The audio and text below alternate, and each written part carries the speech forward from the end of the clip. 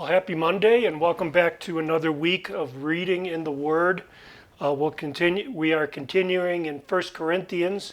Today, we're faced with chapter 11, which is kind of a challenging chapter as we look into this whole issue of what does Paul have to say about head coverings and things. Let me say, as terms of introduction for today and for the week. Chapters 11 through 14 in 1 Corinthians are continuing this section where Paul is answering questions that the Corinthian church has posed to him. And he's asking in chapters 11 through 14, he's answering questions about worship. So that's the big picture. In chapter 11, the first 16 chapters have to do with propriety and authority and this issue of head coverings. We'll come to this in a second. And then the last part of the chapter, 17 through 34, is about the Lord's Supper, the sacrament of communion, of remembrance. So those are the two big sections in this chapter. Let me wade into verses 1 through 16. And as I start, let me just admit that this is somewhat confusing. There's cultural practices that are at work here that we're not familiar with. And it's just language or assumptions behind this that Paul has in common with the Corinthians because he's been with them. He's spoken face to face with them. But we didn't have that privilege, so there's some things there that we may not understand, so we should approach this with a certain amount of humility and generosity for one another if we don't totally agree on what these verses mean. I'd say the big picture here that Paul is emphasizing before we get into the details is that within the worship service, there's a certain organization, authority, propriety between men and women that should not be ignored. Paul is advocating a status quo here as we go through these verses, and he is warning them not to abandon that. And in that warning, he gives them 5 reasons to maintain this status quo regarding authority and subordination and the cultural expression of that, which is the head covering. So I think that's the big picture that we head into this with, is it's about authority and it's about propriety in the church. And in verses 1 through 3, Paul addresses organization and authority in the world. He begins by, in verse 2, I think is where the chapter begins. Now I commend you because you remember me in everything and maintain the traditions that I have delivered to you. What he's talking about is when he says maintain the traditions, that word traditions is really speaking about teaching or instruction that Paul has provided to them. And he's commending them because in a lot of areas, in some areas, they are maintaining what he has taught. So there's still a certain amount of respect for Paul and his teaching. But now he's going to give them a kind of an adjustment here. In verse 3 he says, but I want you to understand, and then he goes on. So he's going to give them a little bit of an adjustment in starting in verse 3 there. So this 1 through 3 is talking about their obedience, their organization, their authority, and the traditions Paul has handed down to them. And then he goes on in verses 3 through 6 here, and he addresses this divine order. He says, but I want you to understand that the head of every man is Christ, and the head of a wife is her husband, and the head of Christ is God. So again, we're starting out here with this divine ordering. And this is the first reason Paul is giving them to maintain the status quo in terms of authority and subordination, because of this divine order. It says, every man who prays or prophesies with his head covered dishonors his head. But every wife who prays or prophesies with her head uncovered dishonors her head, since it is the same as if her head were shaven. For if a wife will not cover her head, then she should cut her hair short. But since it is disgrace for a wife to cut off her hair or shave her head, let her cover her head. So there's this concept of grace, of dishonor. And notice that Paul is talking about man and woman here, not husband and wife. He's addressed husband and wife issues before. This is men and women in the service, when the church gathers. We would immediately ask, well, is this just for the worship service, or is this for meetings or informal gatherings? I don't think the early church had those divisions. They just came together, and we'll see in the Lord's Supper section that it was not that kind of division between worship and, say, getting together for a potluck. So what he's talking about here, again, is that there's this divine order that's reflected in the order of men and women. An order not of inferiority and superiority, but an order that's around subordination. No one's going to say that Jesus was in some way inferior to the Father, but he was subordinate to the Father. So that's what he begins to talk about there, is this propriety in worship. And the head covering was a symbol of that. It was an outward symbol. It was universally worn by women, a head covering in both Greek and Jewish society, as far as we can tell from history. So to cast that off was to be making a statement of, say, equality instead of complementary function within the church, within this realm of subordination. And Paul is urging them not to cast that off. Verses 7 through 10, he talks about coverings and head coverings as this symbol of authority for the covered head and the uncovered head. The covered head was showing subordination to the one uncovered. It says, I'm looking at my notes here, we abandoned this principle of subordination and the associated outward cultural symbol that was associated with it, that was going on in Corinth, that they were abandoning that. They were abandoning the subordination within the body, that organization, and also abandoning the cultural symbol that went along with that. So Paul is talking first about the divine order. Then in verses 7 through 9, he talks about the created order. For a man ought not to cover his head, since he is the image and glory of God, but a woman is the glory of man. For man was not made from woman, but woman from man. Neither was man created for woman, but woman for man. So he's going back to the creation account now and giving another reason that there's this creation order, this creation account. We're going to see this again in 1 Timothy, talking about subordination between men and women. And he's going to root it again in the creation account. So Paul looks at how men and women were created and their function in creation. And he makes the point here that we shouldn't abandon these subordinate relationships and roles, and by extension, not abandon this cultural symbol of a head covering.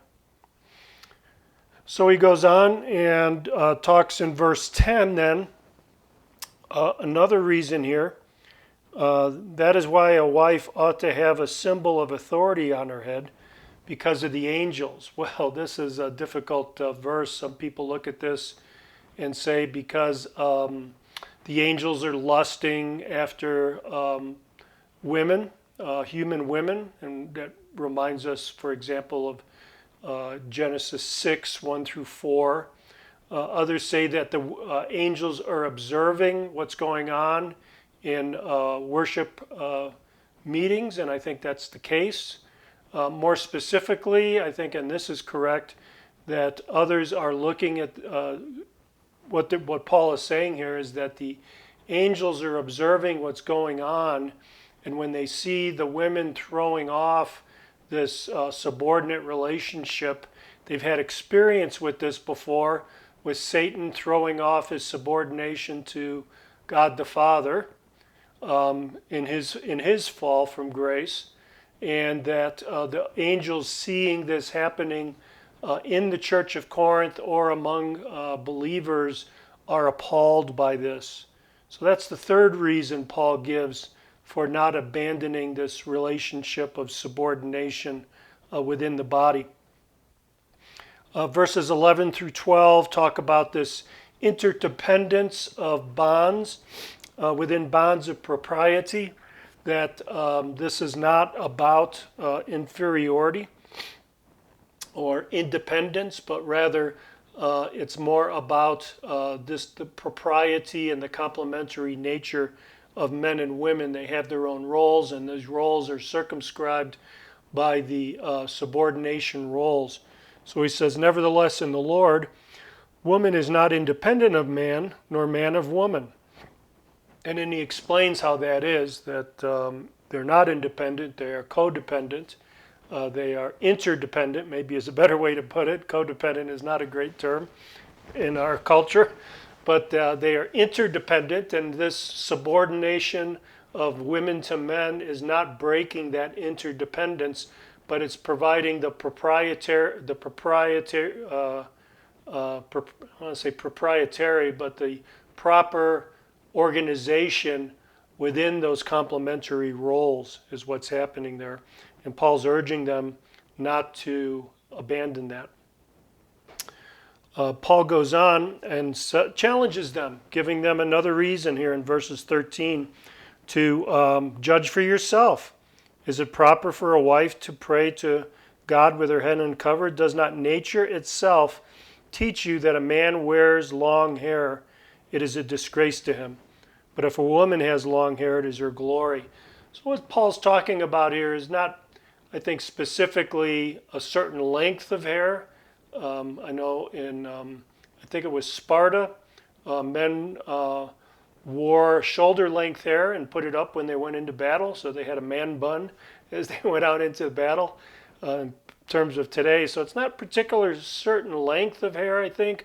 I think the point Paul is making, that we make natural distinctions between men and women, that in nature it just naturally makes distinctions between men and women that enforce this idea that there are differences, and those differences ought to be recognized, and those differences are rooted, again, in the divine order and the creation order, and we should be respecting them.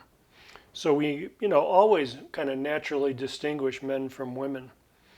And finally, Paul closes this out and says, this is the universal practice in the church. So all churches do this. This is just the way churches are organized, and here's the reasons why. So he gives 5 reasons there. So it comes to the question now, this difficult question is, what about now? Should women wear hats today? Should they have their head covered in church? And, yes, I'd say yes, a woman should, if she understands that the first century custom of wearing a head covering was a sign of subordination, and that the wearing of that head covering today is for the same reason.